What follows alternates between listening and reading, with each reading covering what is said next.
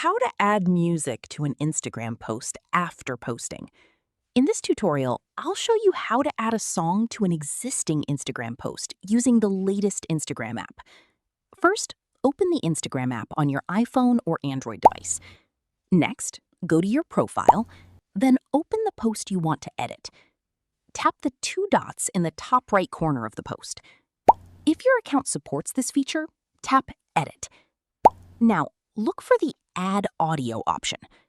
Tap Add Audio, then search for the song you want to use. Select the song, choose the part of the track you want to play, then tap Done. Finally, tap Done again or Save to apply the changes to your post. And that's it. That's how you can add music to an Instagram post after posting it. If this tutorial helped, don't forget to like the video, subscribe to the channel, and turn on notifications for more Instagram tips, social media tutorials, and troubleshooting guides. Thanks for watching, and I'll see you in the next video.